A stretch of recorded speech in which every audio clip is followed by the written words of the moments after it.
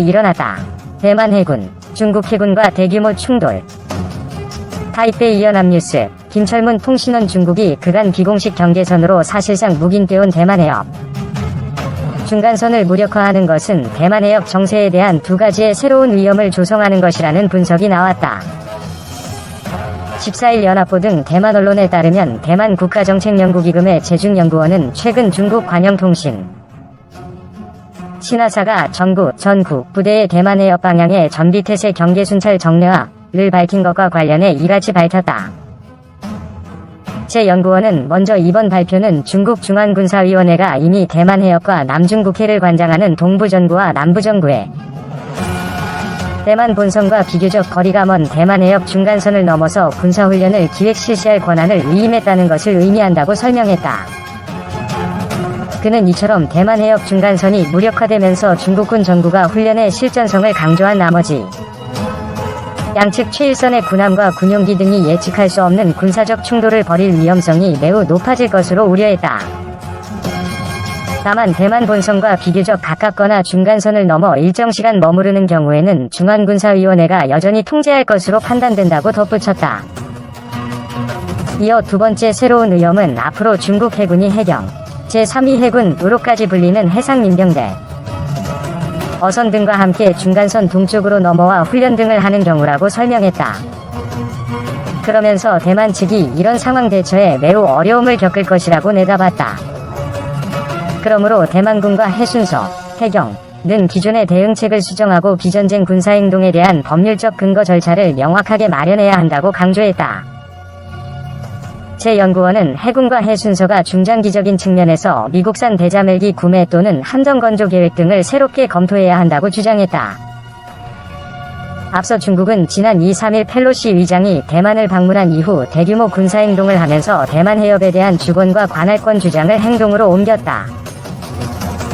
중국군은 반복적으로 군함과 전투기를 대만 해협 중간선의 동쪽 공역과 수역으로 파견함으로써 중간선 무력화를 시도했다. 대만 해협은 중국과 대만 사이의 동중국해와 남중국해를 연결하는 해협으로 길이 약 400km, 폭 150-200km 위 전략적 요충지다. 대만 해협 중간선은 1954년 12월 미국과 대만 간 상호방위 조약 체결 후 1955년 미 공군 장군인 벤저민 데이비스가 중국과 대만의 군사적 충돌을 막기 위해 선언한 비공식 경계선이다. 이런 가운데 대만 해협의 중간선 좌표 북위 27도 동경 122도, 북위 23도 동경 118도는 미제 대만 국방부장 장관 이재임 시절인 2004년 5월 입법원 국회 보고 당시 공개적으로 밝힌 후 15년 만인 2019년 7월 말 청거와 대만 국방부 정보차장 중장 이재차 확인했다. 그러나 왕원빈 중국 외교부 대변인은 2020년 9월 대만은 분할할 수 없는 중국 영토의 일부분 이라며 소위 대만 해협의 중간선은 존재하지 않는다는 입장을 내놨다. 2. 중국의 대만 침공 공세는 쉬워도 상륙은 어렵다. 국내외 주요 흐름과 이슈들을 해당 분야 전문가들이 깊이 있는 딥 지식과 폭넓은 와이드 시각으로 분석하는 심층 리포트입니다. 낸시 펠로시 미국 하원의장의 대만 방문에 맞선 중국군의 대규모 군사훈련과 미 의회에 상정된 대만 정책법 타이완 폴리시 액트 등으로 대만 해협을 중심으로 동북아의 군사적 긴장감이 높아지고 있다. 중국이 대만을 침공할 경우 동아시아 지역과 우리에게 미치는 영향이 크다는 점은 명확하다.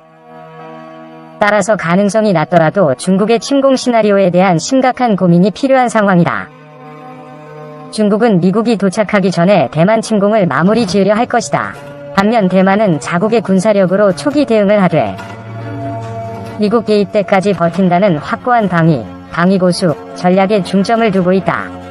이런 전제 아래 중국인민해방군 이하 중국군의 8월 군사훈련 1.2차 대만 해협 위기 양상 중국 침공에 대비한 대만의 한광 훈련을 분석하면 실제 무력 충돌 양상도 짐작이 가능하다.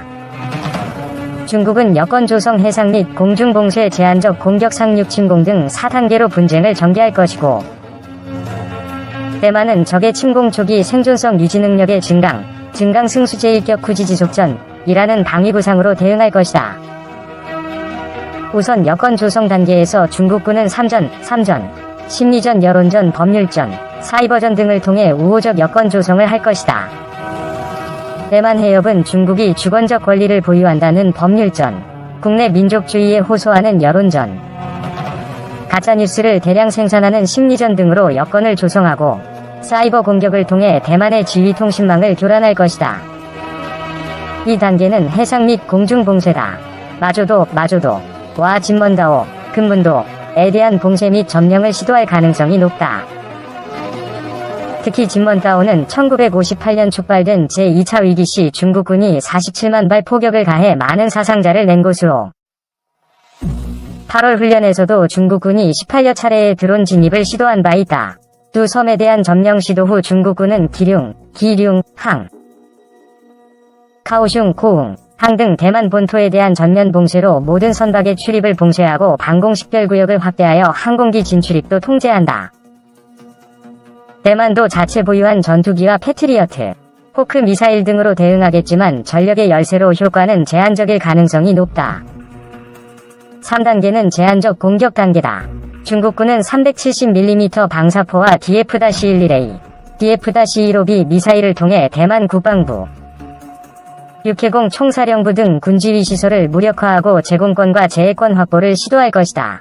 중국 공군은 J-11, J-20 등 1100여 대 전투임 무기를 동원해 북부, 서부, 동부에서 진입, 대만의 수아오, 소오쩌잉, 좌영, 해군기지, 즈항, 지항, 신죽, 공군기지 등의 무력화에 나설 것이다.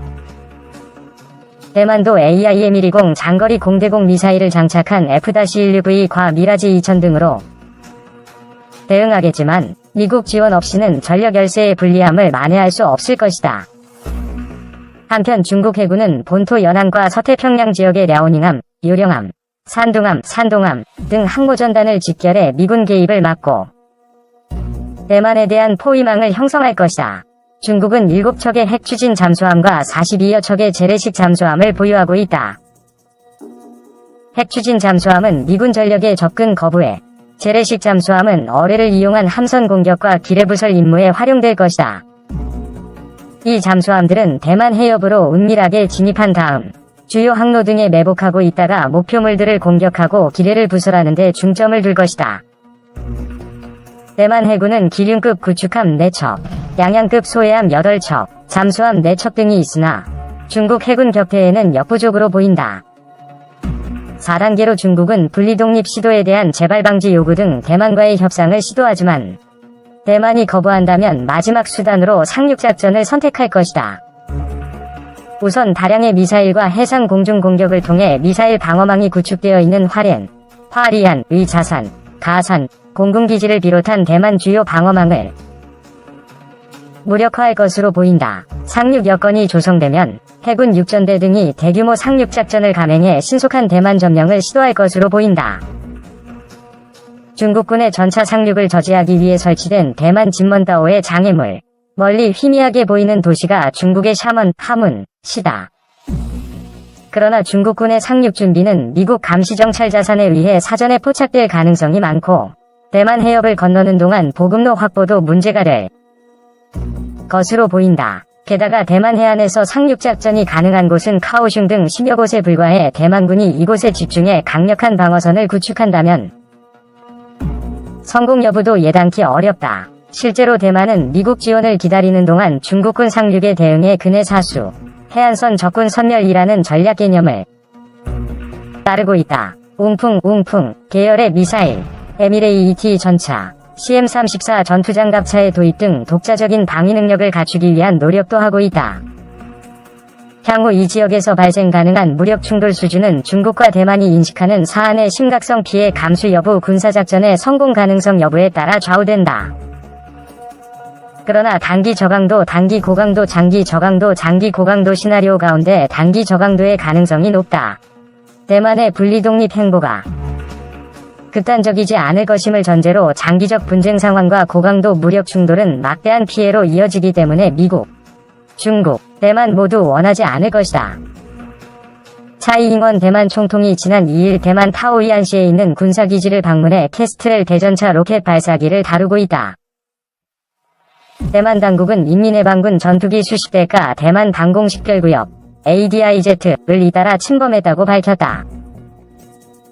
그러나 전면전으로 치달을 경우 경제적 피해는 6조 달러를 넘어설 것으로 보인다.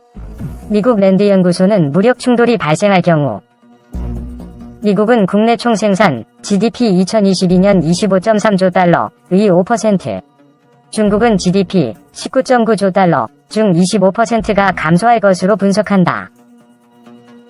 러시아 침공을 받은 우크라이나의 GDP 추정치가 45% 감소할 것임을 감안한다면 대만은 GDP 8,410억 달러의 45%에 달하는 손실을 입을 것으로 보인다. 특히 무력 충돌 개시의 열쇠를 쥐고 있는 중국으로서는 경제적 피해와 함께 대만의 결사항전 의지, 미국과의 군사력 격차 등으로 군사적 모험을 선택하기는 어려울 것으로 예상되는 바, 전면전 수준의 침공 가능성은 낮다고 할 수 있다.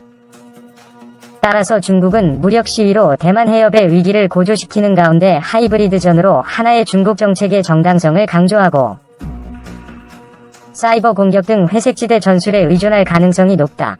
중국 침공 시 한반도에서 북한 도발로 이어질 수도. 중국이 제한적 공격 이상의 무력 행위에 나서면 미국은 직접 개입할 가능성이 크다. 이 경우 한국도 영향권에 들어갈 수 있다. 전세계 해상 물동량의 48%가 대만 해협을 거치는 만큼 중국이 해상 공세에 나선다면 글로벌 공급망에 심한 타격이 불가피하다. 더 심각한 건 주한미군의 개입으로 불똥이 우리에게 튈 여지가 있다는 점이다. 국내외 전문가들의 의견을 종합하면 주한미군 차출 가능성을 배제할 수 없다. 2004년 순환 배치 방식으로 차출된 주한미군의 이라크 파병 2021년 인준 청문회에서 폴 라케머러 주한미군 사령관의 역외 활용 가능성 시사 발언 융통성 있게 군사력을 활용하는 미군의 역동적 군사력 운용, 다이나믹 포스 인플로이먼트 추세 등이 그런 분석의 근거가 되고 있다. 문제는 주한미군이 투입될 경우 우리에게 대북 억지력 공백이 나올 수 있다는 점이다. 대만 해협에서 충돌이 발생할 경우 북한이 동맹인 중국 지원을 명분으로 개입할 수 있고 그 양상은 한반도에서의 중강도 이상의 도발 행태로 나타날 수 있다. 주한미군의 개입 가능성이 이런 딜레마를 유발할 수 있는 만큼 이에 대한 한미 간 긴밀한 소통 노력과 사전 대비가 필요하다.